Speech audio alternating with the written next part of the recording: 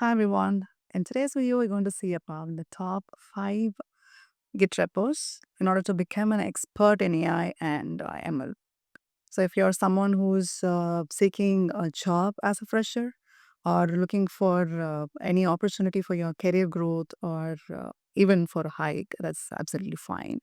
These 5 repos will probably help you to grow, and also it supports you in learning actually.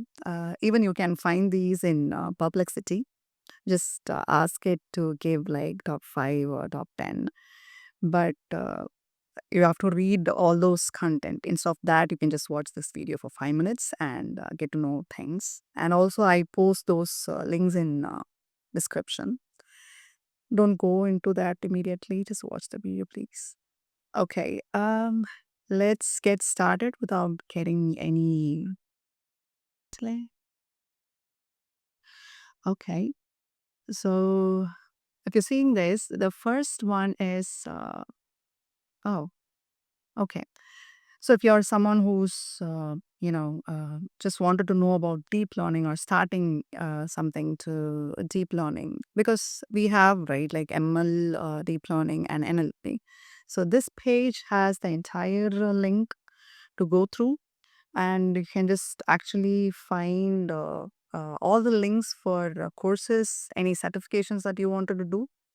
Of course, the free one, you don't have to pay for it. Imagine you don't have to get all the certifications actually to put in your resumes, because if you don't know any of that, there is no use of getting a certification. So understand that. Just know all the stuff that you wanted, which you have in your resume. So get certifications, get to know about the topics that you wanted to learn or wanted to work in future. So you can have all those things here. This is completely on deep learning and some of the basic machine learning. Some courses which starts from machine learning also. So you can go with that. This is one page. And the next one is another one which is continuous of deep learning, where it is starts with an introduction about deep learning, where how to go with deep learning from a traditional machine learning, like what actually makes you to choose deep learning models. It is data, or it depends on any other features, or if you're like handling large features, will that be a reason to go on deep learning models? So these things, it is covered in this notebook actually. And also he have given some of mini projects to work on with, like using minutes data set and CNN models, architectures, some of NLP basics he have given in notebooks. All you need to do is just download or clone it and execute and see, just try to change some of the variables and see like how it is actually working. This is one thing. This is majorly covered most of the deep learnings, and practically you can do, if you don't want to do courses directly, you can go with this one, downloading the notebook directly and working on small things, and you can actually get to know of the basic stuff which you're seeking for. If you're someone intermediate, you wanted to do something beyond that, you can also learn. Because when I try to learn or refresh any of concepts, because we keep forgetting it. I mean, it is a huge thing to keep ourselves, uh, updated. So whenever there is new things comes, we forget the whole stuff, right? So we go back and recall those things. So that time we can use some of these notebooks in order to have it. So this one is minutes data set, small projects. Instead of going for Kaggle and all, you execute these, understand, and go for small projects which is available in Kaggle. And in some pages which I showed previously, it have those links, right? You can actually make use of it. The next is machine learning interview questions. Yes, this is actually different from the other pages. Why? Because he didn't give the explanation on anything. Like I just gave direct links for interview questions. Have we ever thought of solving lead code problems on ML? Here it has the number one ML courses, interview stories. So here it all available. All the interview stuffs, it is there. So it is very interesting actually, and some of them are very good. You have to find those things which is actually making you, interesting towards these stuff, and you can solve most of the things. One thing keep in mind that you don't have to know everything. You don't have to know everything about it. You should know only things which are in your resume. If you find your resume is boring, try to find something, add or update your resume based on things which is available latest it may be, but you should know about it. So make use of this page actually. This is very good, actually very good. Yeah. Yeah, they have covered all the SQL stuff also. If you are from different programming language background, you can go with that. Preferably Python is good because you will have all the packages available, and it is uh, easy.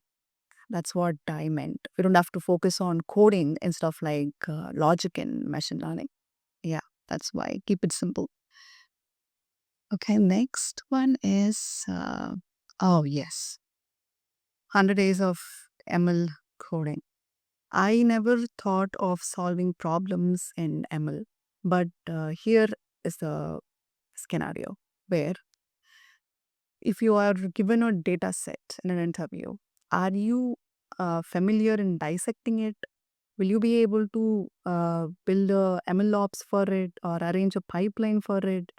So these are the ML coding stuff actually they will be required. You don't have to Google every time. You should know like small things like finding Unix set in a classification model, find something which is like multi-class. So how you will actually go on with that. So these are things that you should know. This page actually gives you all that. If you applying for any data analyst role, this is a major thing when it comes to coding. So they give a data and you have to explore the data in front of them, or they'll give that separately. You have to detailedly explore the data and give the EDA to them. So these are basic stuff, but if you're like going for the next level of ML, like data scientist, ML engineer, Gen AI scientist. For that role, you should know about all the major stuff about the architecture and building algorithms. So you should know the basics first, like how you can assign wave, bias, and header handling, like metrics, validation. So these things you should know. Most of the validation thing, just imagine like how you will actually validate an AI model because it's vast, right? You can just do it manually. But yeah, manual in the sense like you need to, but these feedback loops and all you need to generate based on some of the algorithms packages that are available. You should know all that. This one. Next is, yeah, this is one of the interesting page. Why in the sense like, as I said, if you're a fresher and you're building your resume, if you feel that you don't have anything that you worked in MLP, maybe your core is different, but you wanted to continue in ML, you are an intermediate candidate, you worked in different projects, but you wanted to pursue your career in ML, this page is for you actually. You can pick any project in this, and actually can cover your resume, fill your resume with these projects which is available actually. So they have all the major projects. Just pick anything which is like finds your attraction. Just pick one, and yeah. So yes, it has a lot. It has a lot. So you can just pick any of the projects, and some of the links have like projects cluster of projects actually. So you can just pick one, and important thing is can't just you don't have to fake it. Like I'm not saying like you should fake it. What I'm saying is clone it, execute, and see what is application requirements, what all the changes have been happening inside, and the open source data. Understand the data, explore it by yourself, and you can collect your data also like outside manually. You can collect data. If an interviewer saying like how you got the data, you can say like I did it manually. This is one valid uh, and impressive thing to do when you are in AI field. Because most of the data which is not open source, you need to do a survey or something. So just do that. Impress the interviewer, impress yourself first, and proceed. So this is very simple. Yeah, five thing covered, right? Okay, yes. One thing I wanted to say is ML is something is about learning and updating yourself. If you are interested in learning, and if you are someone who puts your time and energy in reading, you can be a good ML engineer. That's all it requires. It does not have, you should not have, put your lot of effort in other subs like coding. Coding needed, yes. The basic, the brute force approach is fine. Like you can go on with that.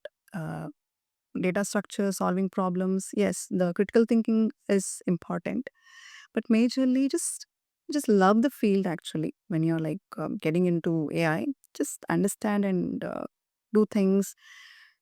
uh, just search so much of algorithms, like new algorithms. It is good to know like many algorithms. It you'll look fancy when you're like just imagine if someone is like working in logistic regression, and all of a sudden you're going and saying like can we try XGBoost.